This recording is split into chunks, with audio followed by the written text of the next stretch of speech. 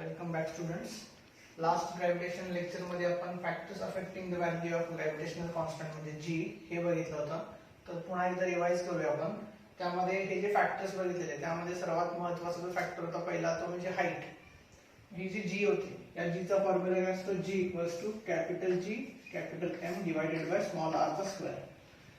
मग आर म्हणजे काय असतं डिस्टन्स बिटवीन ऑब्जेक्ट अँड अर्थ. कारण आपण अर्थ ग्रॅव्हिटेशनल फोर्स बघितला होता आणि अर्थ ग्रॅव्हिटेशनल एक्सेलरेशन बघितलं होतं. मग डिस्टन्स मेजर करताना आपण सेंटर पासून मेजर करतो. त्यामुळे हे स्मॉल आर हे डिस्टन्स बिटवीन अर्थ म्हणजे सेंटर ऑफ अर्थ आणि ऑब्जेक्ट असणार आहे. मग पहिला फॅक्टर जो बघितला होता हाईट. हाईट ही मेजर करताना नेहमी आपण अर्थच्या सरफेस पासून मेजर करणार.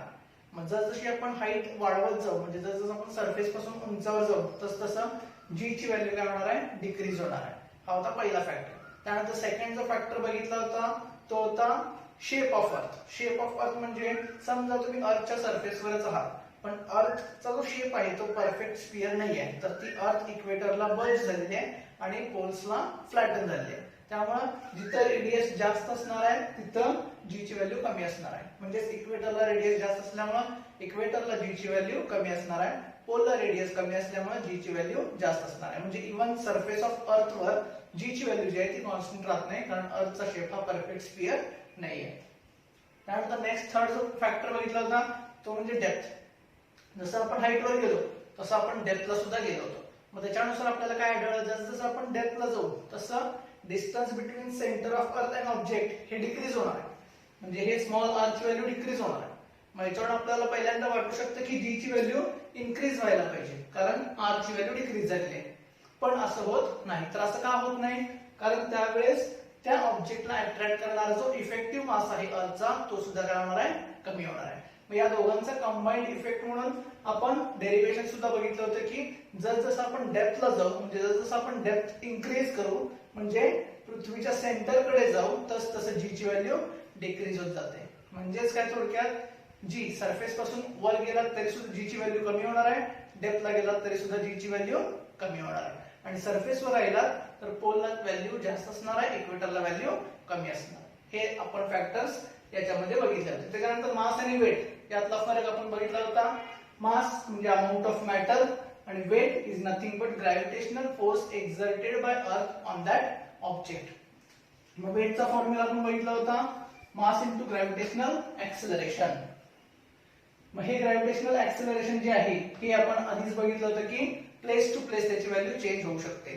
याचाच अर्थ काय वेट जे आहे की ज्याची या जी वर डिपेंड आहे त्याची वेटची value place to place different असू शकते. पण मास जे आहे ते त्या सबस्टन्स मध्ये असणारा मॅटर आहे. त्यामुळे मासची व्हॅल्यू ही प्लेस टू प्लेस चेंज होत नाही पण वेटची होत असते. मास ही स्केलर क्वांटिटी आहे वेट ही वेक्टर क्वांटिटी आहे.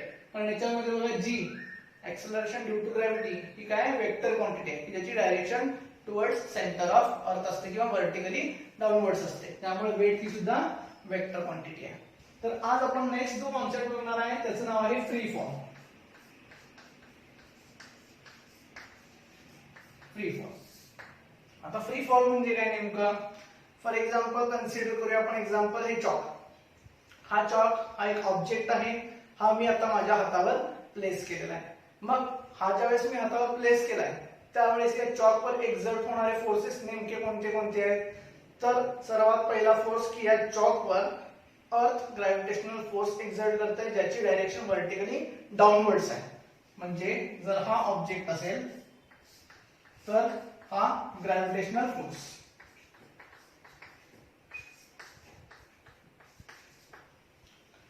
मग फक्त हा एकमेव ग्रॅव्हिटेशनल फोर्स या चॉकवर एक्झर्ट होतोय का तर नाही. तर याच्यावर माझा जो हात आहे या हातावर हा चॉक रेस्ट झालेला आहे स्थिर झालेला आहे. म्हणजेच काय की माझ्या हातानं या चॉकवर रिएक्शन फोर्स दिलाय ज्याची डायरेक्शन व्हर्टिकली अपवर्ड्स आहे. म्हणजे ग्रॅव्हिटेशनल फोर्सच्या डायरेक्शनच्या अपोजिट आहे. मग याला काय होतं म्हणजे हा झाला रिएक्शन फोर्स जो हाताने लावलेला आहे. Reaction by hands. म्हणजेच या चॉकवर एकूण फोर्सेस किती ऍक्ट झालेले आहेत दोन. एक म्हणजे ग्रॅव्हिटेशनल फोर्स व्हर्टिकली डाऊनवर्ड्स आणि दुसरा म्हणजे reaction by hands vertically upward. मग हे दोन फोर्सेस एकमेकांना बॅलन्स झाल्यामुळे हा चॉक इथं स्थिर आहे. म्हणजेच या ग्रॅव्हिटेशनल फोर्सला माझ्या हातानं रिॲक्शन देऊन अपोज केलेला आहे, त्यामुळे हा चॉक असा स्थिर होता. मग यावेळेस आता पुढच्या एक्झाम्पल मध्ये काय कन्सिडर करायचं, समजा हाच चॉक जर आपण आता वरून म्हणजे सर्टन हाईट वरून आता मी रिलीज केला. रिलीज करणं म्हणजे काय, सोडणं. रिलीज करणं वेगळं आणि थ्रो करणं वेगळं. थ्रो करणं म्हणजे काय, फॉर एक्झाम्पल तुम्ही एखाद्या बिल्डिंगवर गेलात, बिल्डिंगच्या टेरेसवर गेलात, तुमच्याकडे हातामध्ये टेनिस बॉल आहे. रिलीज करणं म्हणजे कुठलाही फोर्स तुम्ही एक्झर्ट न करता तो जस्ट सोडणं, म्हणजे तुम्ही सोडत असताना त्याच्यावर कुठल्याही प्रकारचा फोर्स लावलेला नाहीये, त्याला म्हणायचं रिलीज करणं. आणि थ्रो करणं म्हणजे काय, की थ्रो करणं म्हणजे तुमच्या हातातून बॉल सुटत असताना तुम्ही त्याच्यावर काहीतरी सर्टन अमाऊंट ऑफ फोर्स तुम्ही एक्झर्ट केलं, त्याला म्हणायचं थ्रो करणं. पण आपल्याला थ्रो करायचा नाहीये, तर बॉल काय करायचं, टेरेसवर गेलात समजा तुम्ही, तर बॉल कुठलाही फोर्स एक्झर्ट न करता तुम्ही रिलीज करायचा. मग ज्यावेळेस समजा तुम्ही एखाद्या हाईट वरून हा बॉल तुम्ही रिलीज करता, त्यावेळेस हा बॉल काय होतो, व्हर्टिकली डाऊनवर्ड डायरेक्शन मध्ये तो खाली यायला सुरुवात होते. मग ज्यावेळेस तो खाली येत असतो, ज्यावेळेस त्याची मोशन होत असते, तर ती मोशन होत असताना त्याच्यावर एकमेव फोर्स एक्झर्ट होत असतो, तो म्हणजे कोणता, ग्रॅव्हिटेशनल फोर्स.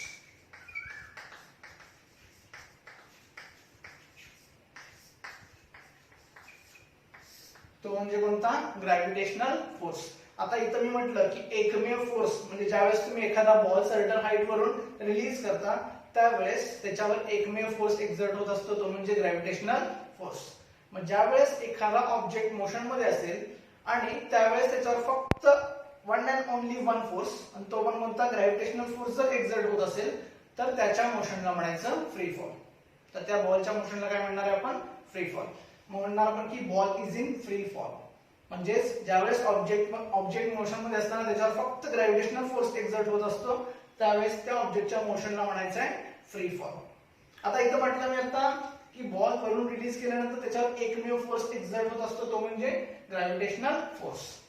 पण ज्यावेळेस आपण बॉल रिलीज करत असतो, तर ऍटमॉस्फिअर मध्ये एअर प्रेझेंट आहे. मग जर तुम्ही रिअलाइज केला, तर समजा तुम्ही गाडीवरून फास्ट चालला, तर गाडीवरून जितकं तुमचं स्पीड आहे तितकंच समोरून येणारी जी एअर आहे ती आपल्या मोशनला अपोज करत असते, त्याला एअर रेझिस्टन्स म्हणायचं. रेझिस्टन्स म्हणजे काय, रेझिस्ट करणे म्हणजे अपोज करणे, त्याला म्हणायचं एअर रेझिस्टन्स, किंवा त्याला दुसरं नाव आहे ड्रॅग. तर आपण हा शब्द वापरणार नाहीये ड्रॅग, आपण वापरणार आहे शब्द एअर रेझिस्टन्स. मग हा एअर रेझिस्टन्स ऍटमॉस्फिअर मध्ये ज्या अर्थी एअर प्रेझेंट आहे त्या अर्थी बॉल रिलीज केल्यानंतर ज्यावेळेस हा बॉल खाली यायला सुरुवात होणार आहे, त्याची मोशन व्हर्टिकली डाऊनवर्ड्स असणार आहे. हा जो एअर रेझिस्टन्स आहे त्याची डायरेक्शन म्हणजे रेझिस्टन्स म्हणजे एक प्रकारचा अपोजिंग फोर्स आहे. रेझिस्ट करणे म्हणजे अपोज करणे, त्यालाच आपण दुसरं नाव देतो बायंट फोर्स. त्याला दुसरं नाव देतो बायंट फोर्स. म्हणजे ज्यावेळेस एखाद्या फ्लुइड मध्ये एखादा ऑब्जेक्ट व्हर्टिकली समजा डाऊनवर्ड जात असेल, तर त्यावेळेस फ्लुइड त्याला व्हर्टिकली अपवर्ड ढकलण्याचा प्रयत्न करत असते. फॉर एक्झाम्पल जर तुम्ही पाण्यामध्ये जर तुम्ही एखादा ऑब्जेक्ट प्रेस करण्याचा प्रयत्न केला, तर पाणी त्याला वरच्या दिशेने ढकलण्याचा प्रयत्न करत असते, त्या फोर्सला म्हणतात बायंट फोर्स. मग ज्यावेळेस आपण बॉल रिलीज करतो हाईट वरून, त्यावेळेस तो खाली येत असताना ग्रॅव्हिटेशनल फोर्स बरोबर त्याला एअर रेझिस्टन्स सुद्धा फेस करावा लागतो. म्हणजे त्याच्यावर फक्त एकमेव फोर्स एक्झर्ट होत नसतो, तर त्याच्याबरोबर आणखी कोणता फोर्स एक्झर्ट होत असतो त्याच्यावर, तर एअर रेझिस्टन्स किंवा दुसरा त्याला नाव आहे बायंट फोर्स. मग बायंट फोर्स जो आहे तो व्हर्टिकली अपवर्ड आहे, पण हा जो एअर रेझिस्टन्स आहे हा ग्रॅव्हिटेशनल फोर्सच्या कंपॅरिझन मध्ये खूप निग्लिजिबल असतो. त्यामुळं हा आपण शक्यतो कन्सिडर करत नाही, याला आपण निग्लिजिबल कन्सिडर करतो. म्हणजे जर आयडियली जर म्हणायचं असेल, जर फ्री फॉलची एक्झॅक्ट डेफिनेशन जर फॉलो करायची असेल, फ्री फॉलची एक्झॅक्ट डेफिनेशन मध्ये ऑब्जेक्टवर फक्त एकमेव फोर्स एक्झर्ट व्हायला पाहिजे, तो म्हणजे ग्रॅव्हिटेशनल फोर्स. पण प्रॅक्टिकल केसेस मध्ये ज्यावेळेस आपण बॉल वरून टाकतो, त्यावेळेस त्याच्यावर ग्रॅव्हिटेशनल फोर्स बरोबर एअरचा रेझिस्टन्स बायंट फोर्स सुद्धा एक्झर्ट होत असतो. त्यामुळे इथं आयडियली जर म्हणायचं असेल तर त्या मोशनला आपण फ्री फॉल म्हणू शकत नाही. त्यामुळे फ्री फॉल कधी पॉसिबल आहे, तर फ्री फॉल फक्त आणि फक्त व्हॅक्यूम मध्ये पॉसिबल. कारण व्हॅक्यूम म्हणजे काय, नथिंग, म्हणजे तिथं एअर सुद्धा प्रेझेंट नाही आहे. त्यामुळे एअर प्रेझेंट नसेल तर एअरचा अपोज किंवा रेझिस्टिंग किंवा बायंट फोर्स तिथं प्रेझेंट नसणार आहे. म्हणजेच तिथं फक्त प्रेझेंट असणारा एकमेव फोर्स म्हणजे ग्रॅव्हिटेशनल फोर्स. त्या केसमध्ये आपण त्या मोशनला फ्री फॉल म्हणू शकतो. पण प्रॅक्टिस किंवा डेली लाईफ मध्ये जर आपण बघितलं तर एअर प्रेझेंट असणार आहे, एअर रेझिस्टन्स प्रेझेंट असणार आहे. पण तरी सुद्धा आपण त्याला फ्री फॉल का म्हणायचं? कारण हा जो एअर रेझिस्टन्स आहे किंवा हा जो एअर मुळे मिळालेला बाउंड फोर्स आहे याचं मॅग्निट्यूड किंवा त्याची व्हॅल्यू ही ग्रॅव्हिटेशनल फोर्सच्या कंपॅरिझन मध्ये खूप कमी असते, त्यामुळे त्याला आपण नेग्लिजिबल म्हणतो. मग हे जर याला नेग्लिजिबल म्हटलं तर अशा केसमध्ये आपण त्या ऑब्जेक्टवर फक्त एकमेव फोर्स एक्झर्ट होतोय तो म्हणजे ग्रॅव्हिटेशनल फोर्स असं आपण कन्सिडर करू शकतो. म्हणून त्या मोशनला आपण म्हणणार आहे फ्री फॉल. पण actually speaking, ideally speaking free fall हा प्रॅक्टिस किंवा डेली लाईफ मध्ये पॉसिबल नाही आहे जोपर्यंत आपण व्हॅक्यूम क्रिएट करत नाही तोपर्यंत. पण आपण तरी सुद्धा त्याला फ्री फॉल म्हणतो कारण आपण हा जो एअर रेझिस्टन्स आहे किंवा तो एअरचा बाइंड फोर्स आहे तो आपण कन्सिडर करत नाही, कारण त्याची किंमत किंवा त्याची व्हॅल्यू किंवा त्याचं मॅग्निट्यूड आहे ते खूप स्मॉल असतं. मग आता काय होतं, समजा तुम्ही एखाद्या हाईट वरून हा ऑब्जेक्ट रिलीज केला. समजा या ऑब्जेक्टचं मास आहे m. समजा हे ग्राउंड आहे, तुम्ही h इतक्या हाईट वरून हा बॉल रिलीज केला. एअर रेझिस्टन्स आपण नेग्लिजिबल कन्सिडर करणार आहे, त्यामुळे या मोशनला आपण फ्री फॉल म्हणणार. मग आपण किनेमॅटिकल इक्वेशन्स बघितले. किनेमॅटिकल इक्वेशन्स आपण 9th स्टँडर्ड मध्ये बघितले. फर्स्ट इक्वेशन जे आहे ते कोणतं आहे? v equals to u plus at. Second equation आहे s equals to ut plus half at square. आणि थर्ड इक्वेशन आहे v square equals to u square plus 2as. हे तीन किनेमॅटिकल इक्वेशन्स आपण 9th स्टँडर्ड मध्ये स्टडी केलेले आहेत. मग आता इथं ज्यावेळेस आपण एखाद्या हाईट वरून ऑब्जेक्ट रिलीज करतो, हे ज्या टर्मिनॉलॉजीज आहेत याच्यामध्ये v चा अर्थ असतो, v म्हणजे फायनल व्हेलॉसिटी, u म्हणजे इनिशियल व्हेलॉसिटी. हे लक्षात कसं ठेवायचं आपण सांगितलं होतं. u आणि v या लेटर मध्ये पहिल्यांदा u येतं नंतर v येतं, त्यामुळे u इनिशियल v फायनल. त्यामुळे याच्यामध्ये टर्मिनॉलॉजीज मध्ये कन्फ्युजन करून घ्यायचं नाहीये. v final velocity, u initial velocity, a acceleration, t time आणि s आहे ते डिस्प्लेसमेंट आहे. मग आता ज्यावेळेस आपण एखाद्या हाईट वरून ऑब्जेक्ट रिलीज करतो, रिलीज केल्यानंतर काय होणार आहे? रिलीज करतो म्हणजे या मोशनची सुरुवात होणार आहे आणि नंतर मोशन सुरू होणार. मग मोशनच्या सुरुवातीला ऑब्जेक्ट काय आहे? रेस्टला आहे. रेस्टला म्हणजे स्थिर आहे, तो कुठेही मूव्ह होत नाहीये. मग त्यावेळेस त्याची व्हेलॉसिटी स्थिर आहे किंवा रेस्टला आहे म्हणजे व्हेलॉसिटी किती असणार आहे? 0. म्हणजे मोशनच्या सुरुवातीला व्हेलॉसिटी 0. याचाच अर्थ काय होतो? इनिशियल व्हेलॉसिटी असणार आहे ती 0 मीटर पर सेकंड. इनिशियल व्हेलॉसिटी असणार आहे ती 0 मीटर पर सेकंड. त्यानंतर ज्यावेळेस हा मोशन व्हायला सुरुवात होणार आहे त्यावेळेस त्याच्यावर एकमेव फोर्स ऍक्ट होणार आहे, तो म्हणजे कुठला? Gravitational force. मग फोर्स आहे म्हणजे ऍक्सेलरेशन प्रेझेंट असणार आहे आणि ज्या अर्थी फोर्स हा ग्रॅव्हिटेशनल फोर्स आहे त्या अर्थी त्याला असणारं ऍक्सेलरेशन कोणतं असणार आहे? ग्रॅव्हिटेशनल ऍक्सेलरेशन, ज्याला आपण स्मॉल g या लेटरनं रिप्रेझेंट करतो. म्हणजे इथं ऍक्सेलरेशनची जी व्हॅल्यू आहे a ती म्हणजे नथिंग बट कुठली असणार आहे? Gravitational acceleration g. मग जर तुम्ही या व्हॅल्यूज या किनेमॅटिकल इक्वेशन्स मध्ये पुट केलात तर काय मिळणार? पहिलं किनेमॅटिकल इक्वेशन मिळणार आपल्याला v final velocity equals to 0 plus a च्या ऐवजी g into time t, 0 plus gt. Second equation मिळणार आपल्याला s equals to ut 0 into t 0 plus half a equals to g half g t square, half g t square. आणि third equation मिळणार आपल्याला v square equals to u square 0 square 0 plus 2 a equals to g 2gs plus 0 म्हणजे 2gs. म्हणजे याच्यामध्ये आपल्याला आता g ची value माहिती असते, t समजा तुम्हाला टाइम माहिती असेल तर तुम्ही त्याची व्हेलॉसिटी फाइंड आउट करू शकता, किंवा टाइम माहिती असेल, ऍक्सेलरेशन ड्यू टू ग्रॅव्हिटीची व्हॅल्यू माहिती असेल तर किती डिस्टन्स कव्हर केलेला आहे त्या टाइम मध्ये हे तुम्ही फाइंड आउट करू शकता. तर अशा पद्धतीने इक्वेशन्स ऑफ मोशन जे आहेत ते फ्री फॉल मध्ये काय होणार आहेत? हे या पद्धतीने.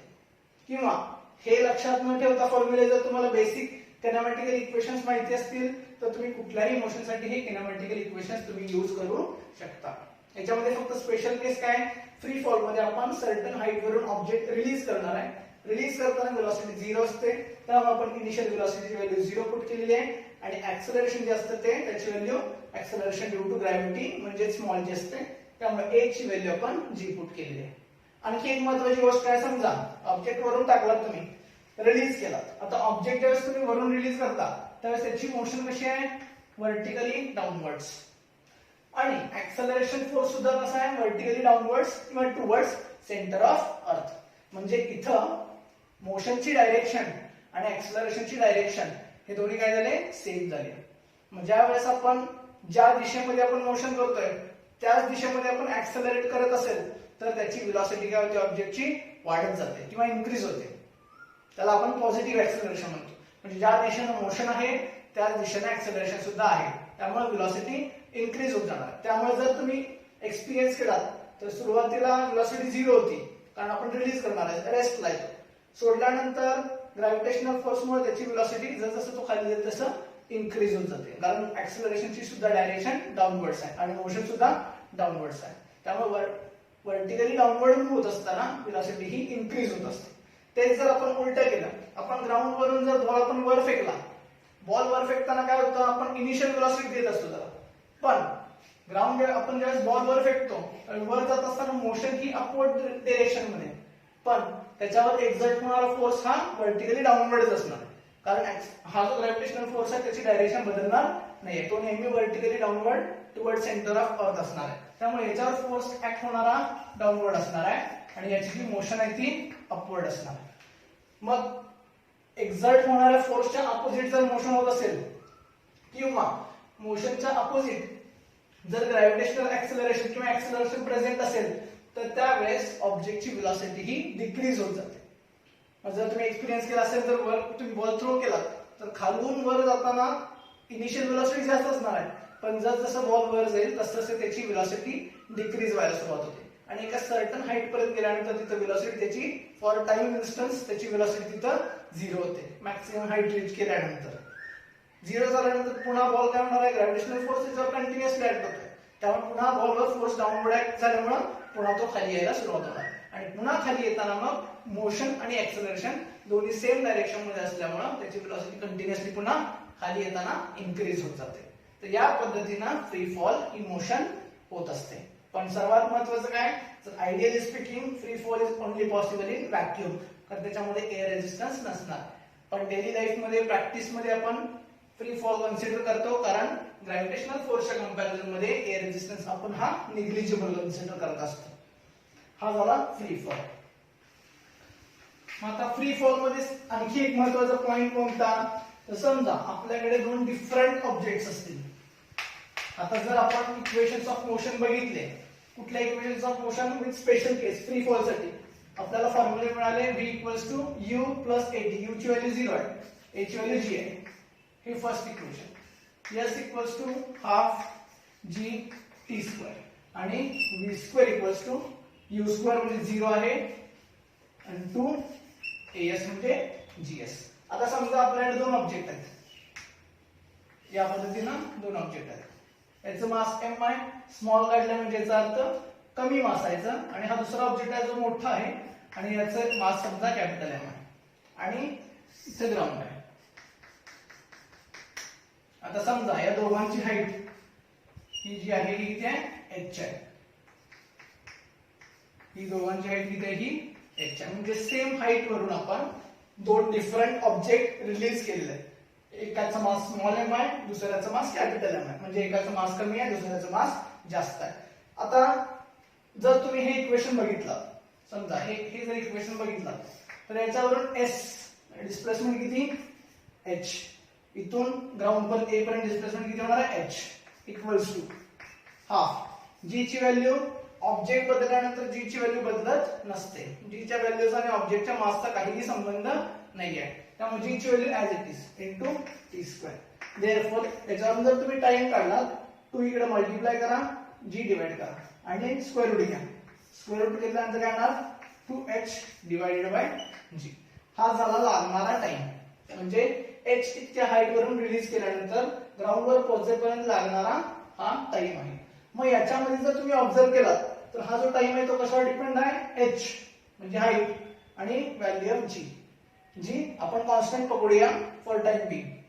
मग जर हा मास याचं मास कमी असेल, दुसऱ्या ऑब्जेक्टचं मास जास्त असेल, ज्या अर्थी या फॉर्म्युल्यामध्ये तुम्हाला मास कुठेही दिसत नाहीये, त्या अर्थी या दोघांना सुद्धा सेम हाईट वरून रिलीज केल्यानंतर ग्राउंड वर पडण्यासाठी लागलेला जो वेळ आहे तो काय असणार आहे, सेम असणार आहे. तो काय असणार आहे, सेम असणार आहे. म्हणजे फ्री फॉल मध्ये ज्यावेळेस तुम्ही दोन डिफरंट ऑब्जेक्ट्स डिफरंट मासचे एका सर्टन फिक्स्ड हाईट वरून तुम्ही रिलीज करता, त्यावेळेस त्यांना ग्राउंड पर्यंत पोहोचण्यासाठी लागणारा जो काही वेळ आहे तो काय असणार आहे, सेम असणार आहे. कारण हा जो टाइम आहे तो दॅट इज इररिस्पेक्टिव्ह ऑफ मासेस.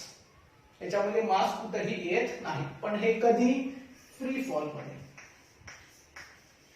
मग फॉर एक्झाम्पल समजा तुमच्याकडे एक मेटलचा बॉल आहे. मेटलचा बॉल म्हणजे हेवी बॉल आहे आणि दुसरं फिदर्स आहे. फिदर्स म्हणजे पिसं, पक्ष्यांची जी पिसं असतात ती पिसं आहे. जर समजा हे दोन्ही तुम्ही एका सर्टन हाईट वरून रिलीज केलेत, तर पहिला जर तुम्ही लॉजिकल थिंकिंग केला तर काय वाटणार आपल्याला की स्टोन किंवा जो मेटलचा जो बॉल आहे हेवी तो पटकन खाली येणार आहे, फिदर्स हळूहळू खाली येणार आहे. म्हणजे मेटल बॉल साठी लागलेला वेळ हा कमी असणार आहे, फिदर साठी लागलेला हा वेळ काय असणार आहे, जास्त असणार आहे. दॅट इज लॉजिकल आणि आपण प्रॅक्टिस मध्ये सुद्धा बघू शकतो. पण हे असं का झालं, कारण तिथं आयडियल फ्री फॉल नाहीये. त्या फ्री फॉल मध्ये काय आहे, एअर रेझिस्टन्स प्रेझेंट आहे. हे सगळं कधी पॉसिबल आहे, हा टाइम इररिस्पेक्टिव्ह ऑफ मास कधी असणार आहे, फ्री फॉल की ज्याच्यामध्ये एअर रेझिस्टन्स नसायला पाहिजे. हा free fall ideal free fall पाहिजे. प्रॅक्टिस मध्ये आपण म्हणतो की फ्री फॉल अज्युम करतो आपण, पण ऍक्च्युअल तो फ्री फॉल नसतो कारण तिथं एअर रेझिस्टन्स प्रेझेंट असतो. पण तेच जर तुम्ही मेटल बॉल घेतलात आणि फिदर्स घेतला, मेटल बॉलचं मास हे खूप जास्त असणार आहे, फिदरचं मास त्याच्या कंपॅरिझन मध्ये खूप कमी असणार आहे. आणि जर तुम्ही हे दोन्ही ऑब्जेक्ट सर्टन हाईट वरून रिलीज केला आणि रिलीज करताना मात्र आता आयडियल फ्री फॉल ही मोशन कन्सिडर करायची. आयडियल फ्री फॉल म्हणजे काय की तिथं एअर रेझिस्टन्स नसायला पाहिजे, एअरचा बाइंड फोर्स नसायला पाहिजे. म्हणजेच काय तिथं आपल्याला व्हॅक्यूम क्रिएट करायला लागणार. म्हणजे जर आपण एखाद्या समजा या हॉलमध्ये आपण व्हॅक्यूम क्रिएट केलं आणि या सिलिंग पासून आपण मेटल बॉल एक आणि फिदर एक हे दोन्ही सेम हाईट वरून रिलीज केले, तर ते दोघांसाठी ग्राउंड पर्यंत येण्यासाठी जो लागणारा वेळ आहे हा काय असणार आहे, सेम असणार आहे. आणि हा एक्सपेरिमेंट जर बघायचा असेल तर तुम्ही YouTube वर सर्च करू शकता, फिदर्स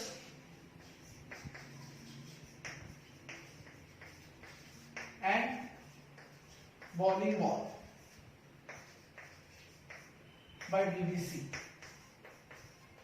हे तुम्ही YouTube वर सर्च करू शकता. याच्यामध्ये त्यांनी काय एक्सपेरिमेंट केलाय, त्यांनी व्हॅक्यूम क्रिएट केलेली रूम आहे. त्या रूम मध्ये सर्टन हाईट वर त्यांनी मेटल बॉल पण ठेवलेला आहे आणि फिदर पण ठेवलेला आहे आणि ते दोन्ही एकाच वेळेस रिलीज केलेले आहेत. आणि त्या व्हिडिओमध्ये तुम्हाला सर्वात पहिल्यांदा व्हॅक्यूम नसताना काय होणार आहे की स्टोन आहे किंवा मेटल बॉल आहे तो पटकन खाली येणार हे सुद्धा दाखवलेलं आहे. आणि नंतर त्यांनी व्हॅक्यूम क्रिएट केल्यानंतर दाखवलेलं आहे की स्टोन किंवा मेटल बॉल आणि फिदर्स हे दोन्ही एकत्र सायमल्टेनियसली सेम टाइम मध्ये ग्राउंड पर्यंत रीच झालेले आहेत. हे तुम्ही व्हिडिओमध्ये बघू शकता. या व्हिडिओमध्ये तुम्ही YouTube वर हे सर्च करा, तुम्हाला तो व्हिडिओ मिळेल.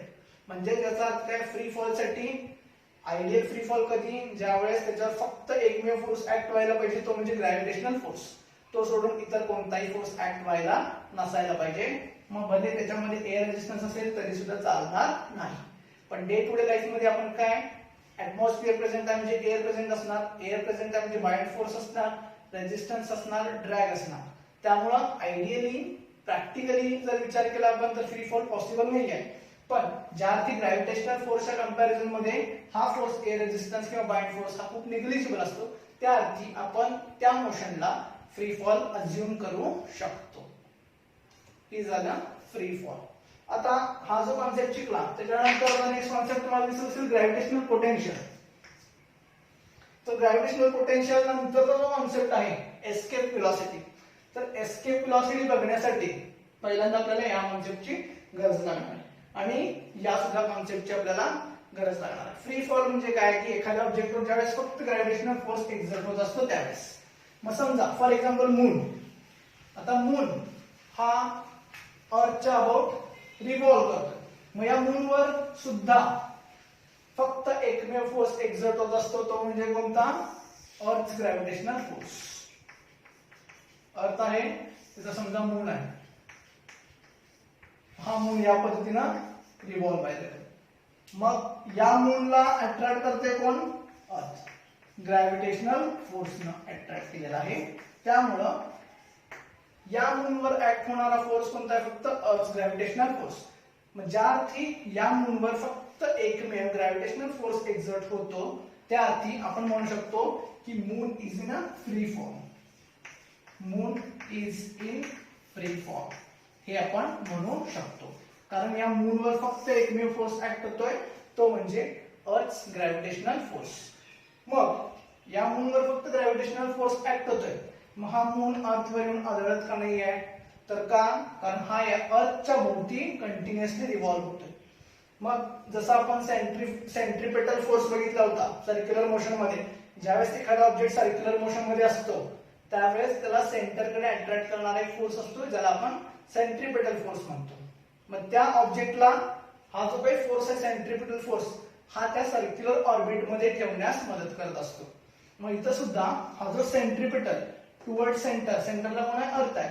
टुवर्ड सेंटर ऍक्ट होणारा हा जो काही सेंट्रिपेटल फोर्स आहे की जो ग्रॅव्हिटेशनल फोर्सच्या टर्म मध्ये किंवा त्याच्या प्रकारे आहे. हा जो ग्रॅव्हिटेशनल फोर्स आहे जो इथं सेंट्रिपेटल फोर्स सारखं काम करतोय हा फोर्स या मूनला या सर्क्युलर ऑर्बिट मध्ये कंटिन्युअसली मूव्ह करण्यासाठी मदत करत असतो. जर मून हा सर्क्युलर ऑर्बिट मध्ये फिरत नसता तर नक्की मून हा या अर्थवरून आदळला असता. पण या ग्रॅव्हिटेशनल फोर्समुळे आणि मूनला असलेल्या एका जी काही व्हेलॉसिटी आहे सर्क्युलर मोशन मधली ही व्हेलॉसिटी मेंटेन करण्यासाठी मदत होत असते. त्यामुळं हा या पद्धतीनं कंटिन्युअसली मूव्ह होत असतो सर्क्युलर मोशन मध्ये.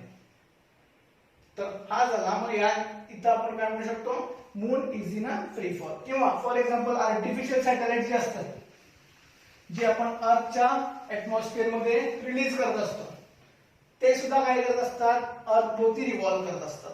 मग त्यांच्यावर सुद्धा ऍक्ट होणारा फोर्स कोणता आहे? तर ओनली वन फोर्स, अर्थ ग्रॅव्हिटेशनल फोर्स. मग त्यांची जी मोशन आहे त्याला सुद्धा आपण काय म्हणू शकतो? फ्री फॉल असं म्हणू शकतो. त्यामुळं सर्वात टेक होम मेसेज कोणता आहे? तर ज्यावेळेस ऑब्जेक्टवर ओनली ग्रॅव्हिटेशनल फोर्स ऍक्ट होत असतो त्यावेळेस त्या ऑब्जेक्टच्या मोशनला आपण फ्री फॉल म्हणणार आहे.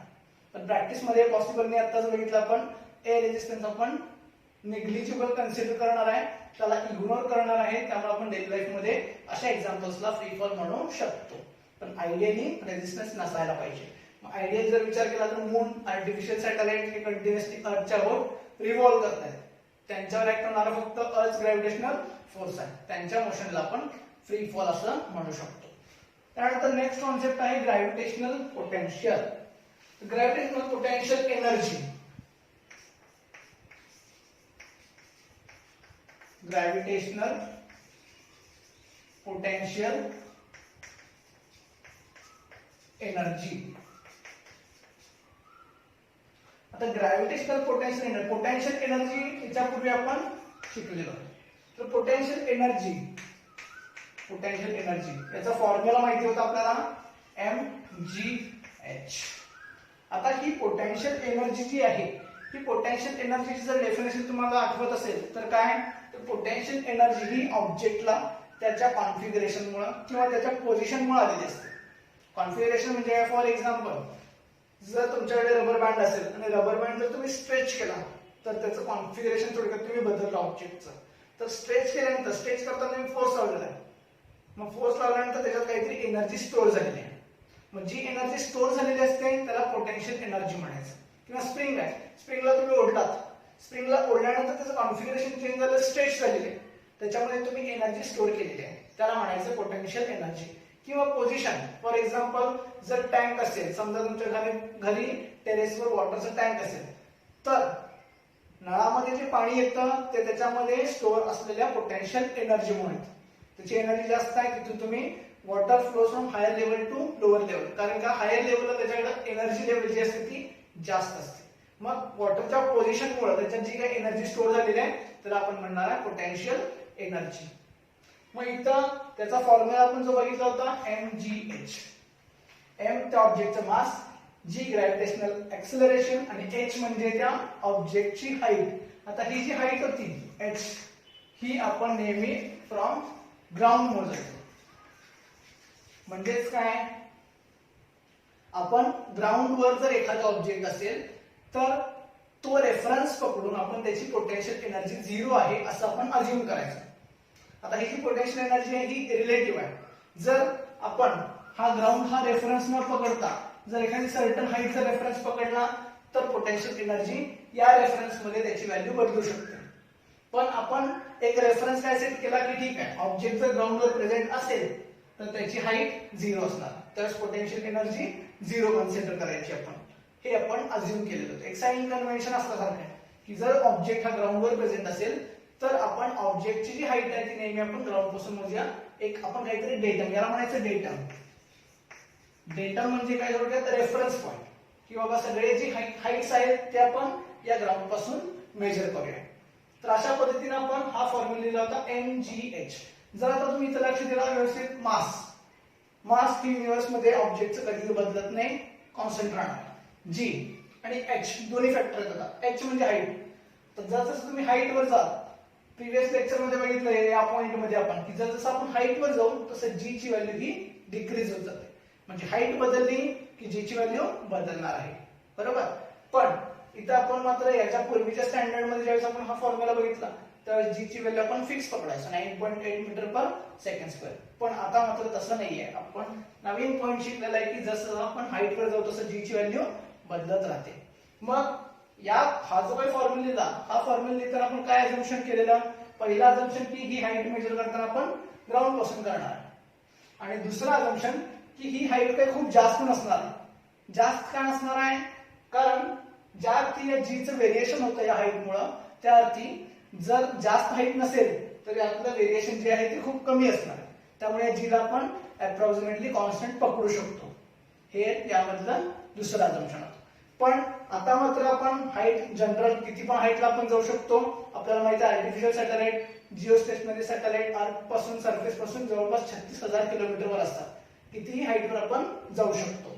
आणि दुसरी गोष्ट की जी आता आपण हाईट नुसार बदलणार आहे, हा आपण मुद्दा शिकलेला आहोत. या दोन्हींचा आता फायदा इथं आपल्याला करायचा आहे. तर आता बघा, इथं पहिल्यांदा बघा, जर जसं या फॉर्म्युलानुसार जर जसं हाईट इन्क्रीज होणार आहे, हाईट इन्क्रीज झाली तर पोटेन्शियल एनर्जी सुद्धा काय होणार आहे? इन्क्रीज होणार आहे. हा सर्वात महत्वाचा मुद्दा. हाईट इन्क्रीज झाली, पोटेन्शियल एनर्जी सुद्धा इन्क्रीज होणार आहे. आता मात्र पोटेन्शियल एनर्जीचा फॉर्म्युला कसा डिराईव्ह करायचा बघा. Potential energy equals to mass, कधीही बदलणार नाही, m as it is into g. g चा फॉर्म्युला आहे gm अपॉन r स्क्वेअर आणि h इनटू. आता याच्या पूर्वी आपण हाईट जी मेजर करायचो हे ग्राउंडला रेफरन्स म्हणून ग्राउंड पासून मेजर करायचो. पण आता पॉइंट काय बघतो आपण? Gravitational potential energy. आता पोटेन्शियल एनर्जी नेमकी कशामुळे येत असते? समजा हा चॉक कन्सिडर केला, या चॉकवर फोर्स कुठला ऍक्ट होत असतो? तर ग्रॅव्हिटेशनल फोर्स. मग ग्रॅव्हिटेशनल फोर्सच्या आपण या चॉकला वर नेतो म्हणजे काय की ग्रॅव्हिटेशनल फोर्सच्या अगेन्स्ट आपण याच्यावर वर्क करतोय आणि हे वर्क केलेलं या चॉक मध्ये स्टोअर होत असतं. त्याला म्हणायचं ग्रॅव्हिटेशनल पोटेन्शियल एनर्जी. त्यामुळं ग्रॅव्हिटेशनल फोर्स मध्ये आपण डिस्टन्स मेजर करताना कुठून करतो? सेंटर पासून. मग आता पोटेन्शियल एनर्जी ज्यावेळेस आपण फाइंड आउट करणार आहे त्यावेळेस रेफरन्स जो आहे तो ग्राउंड न पकडता अर्थचं जे सेंटर आहे तिथं आपल्याला रेफरन्स पकडायचा आहे. त्यामुळं आता ही जी हाईट आहे ही हाईट काय होणार आहे? समजा या पद्धतीनं अर्थ आहे, इथं सेंटर आहे, समजा ऑब्जेक्ट आपल्या इतक्या हाईटवर आहे. हाईट मेजर करताना सरफेस पासून करतो h. आपण याच्यापूर्वी इथं 0 म्हणायचो एनर्जी आणि नुसतं mgh पकडायचो. पण आता डिस्टन्स जे आहे हे जे हाईट आहे हे आपण सेंटरला रेफरन्स म्हणून करणार. मग ही हाईट जी आहे ती आता आपण सेंटर पासून जर मेजर केली तर त्याच्यामध्ये अर्थची रेडियस ही काय होणार आहे? ऍड होणार आहे. त्यामुळे इथं नुसतं h न येता काय होणार आहे? r प्लस h येणार आहे. r plus h. Therefore, potential energy equals to m into g. Capital M म्हणजे mass of earth divided by. आता स्मॉल r म्हणजे काय? नेहमी लक्षात ठेवायचं, स्मॉल r म्हणजे अर्थच्या सेंटर पासून ऑब्जेक्टचं डिस्टन्स. म्हणजे इथे आहे सेंटर पासून r प्लस h, म्हणजे इथे काय येणार त्याचा स्क्वेअर r प्लस h ब्रॅकेटचा square into r plus h. R plus H एक कॅन्सल होणार आहे, देअरफॉर पोटेन्शियल एनर्जीचा जो काय फॉर्म्युला आहे तो काय मिळणार आहे, G universal constant of gravitation capital M small M divided by R plus H. हा आता आपल्याला नवीन फॉर्म्युला मिळालेला आहे. पण आणखी एक महत्वाचा पॉइंट इथं बघा, हाईट इन्क्रीज केला पोटेन्शियल एनर्जी इन्क्रीज होत असते. कारण हाईट इन्क्रीज केला पोटेन्शियल एनर्जी इन्क्रीज होते, त्याचा फिजिकल सिग्निफिकन्स काय आहे, हाईट म्हणजे तुम्ही जास्त उंचावर गेलाय, जास्त उंचावर गेलाय म्हणजे काय, जे काही ग्रॅव्हिटेशनल फोर्स जो डाऊनवर्ड ऍक्ट होतोय त्याच्या अगेन्स्ट म्हणजे त्याच्या विरुद्ध जाऊन तुम्ही वर्क केलेलं आहे. म्हणजे जितकं उंचावर तुम्हाला न्यावं लागणार आहे तितकं तुम्हाला जास्त वर्क डन करावं लागणार आहे आणि तितकी जास्त एनर्जी त्याच्यामध्ये स्टोअर होत असते. म्हणजे जितकं उंचावर जाल तितकी त्याच्यामध्ये जास्त एनर्जी पोटेन्शियल एनर्जी स्टोअर होणार आहे. म्हणून हाईट इन्क्रीज झाली तर पोटेन्शियल एनर्जी इन्क्रीज होत असते. पण इथं जर बघितलं हाईट इन्क्रीज झाली, या सर्व गोष्टी कॉन्स्टंट राहणार आहेत. जी हा कॉन्स्टंट असतो, अर्थचा मास बदलत नाही, ऑब्जेक्टचा मास बदलत नाही, आर रेडियस फिक्स असते, एच जर वाढवलात तुम्ही तर काय होणार आहे, एच वाढवल्यानंतर या फॉर्म्युलानुसार जी काही जी ची व्हॅल्यू आहे ती डिक्रीज होते. पण आपल्याला काय पाहिजे, हाईट वाढल्यानंतर पोटेन्शियल एनर्जी वाढायला पाहिजे.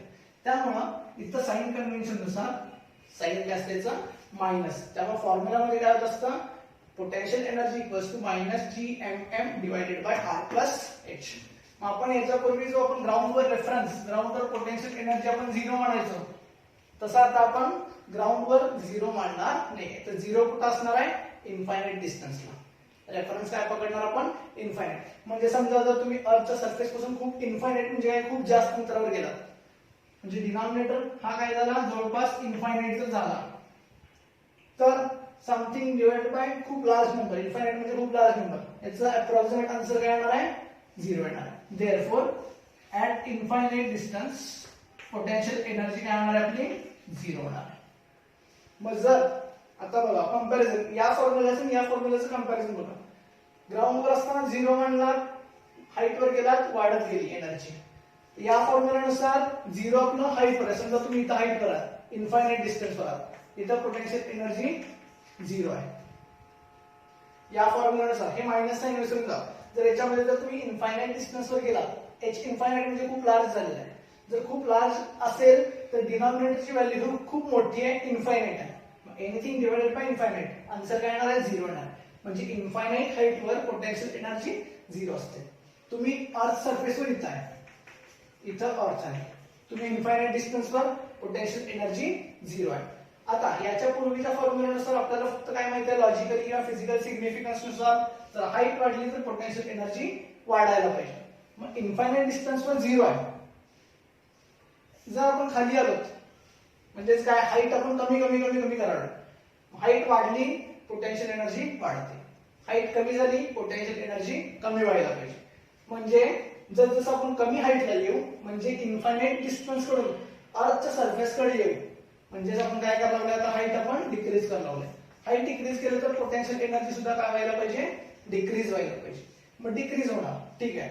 पण ऑलरेडी इन्फायनाइट डिस्टन्सला किती, या फॉर्म्युलानुसार 0 आहे. ऑलरेडी इन्फायनाइट डिस्टन्सला किती आहे, 0. मग 0 पासून डिक्रीज, 0 पासून जर डिक्रीज करत गेला तर आन्सर काय येणार आहे, निगेटिव्ह येत जाणार आहे.